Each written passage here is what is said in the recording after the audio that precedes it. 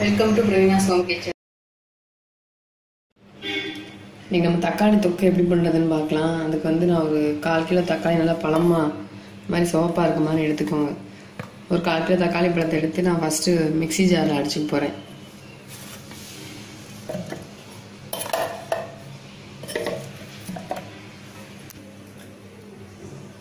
தக்காளி இந்த மாதிரி பேஸ்ட் பண்ணி எடுத்துக்கோங்க. ஒரு வடச்சட்டி சூடு பண்ணிவிட்டு அதில் ஒரு 3 ஸ்பூன் எண்ணெய் ஊற்றிக்கோங்க. இது தக்காளி தொக்கு பண்ணும்போது கொஞ்சம் எண்ணெய் ஜாஸ்தி தான் தேவைப்படும். நம்ம ஒரு வாரத்துக்கு கூட கெடாமல் ஃப்ரிட்ஜுக்குள்ளே வச்சு சாப்பிட்டுக்கலாம். எண்ணெய் காஞ்சதும் கொஞ்சமாக கடுகு வெடிச்சது கொஞ்சமாக பெருங்காயம். இப்போ நம்ம அரைச்சி வச்ச தக்காளி பேஸ்ட்டை இப்போ நம்ம இதை தாளிச்சதோட சேர்த்துடலாம்.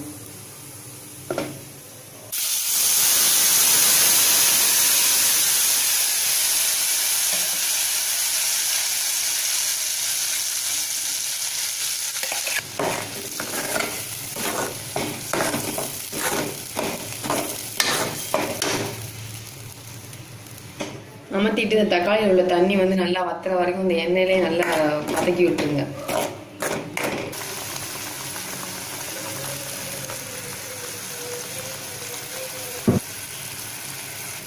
நான் தொக்குக்கு 2 ஸ்பூன் மிளகாத்தூள் எடுத்திருக்கேன். இது நான் வீட்டில் அரைச்ச மிளகாத்தூள்.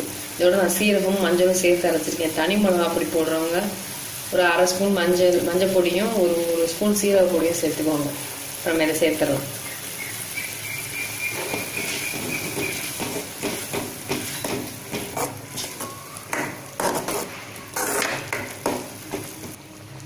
இப்போ நம்ம ஊற்றுற தண்ணியெல்லாம் வற்றி நம்ம மிளகாத்தூளோட பச்சை வாசனைலாம் போய் எண்ணெய் மேலே வர வரைக்கும் அடுப்பை சிம்மில் வச்சு நல்லா அப்பப்போ இந்த மாதிரி கிண்டி விட்டுக்கோங்க.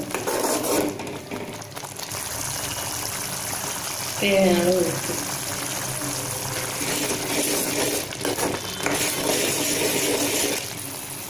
நம்ம ஊற்றுற தண்ணியெலாம் நல்லா வற்றி எண்ணெய் மேலே வர ஆரம்பிச்சிருச்சு. இப்போ அந்த அடுப்பு இறக்கிடும்.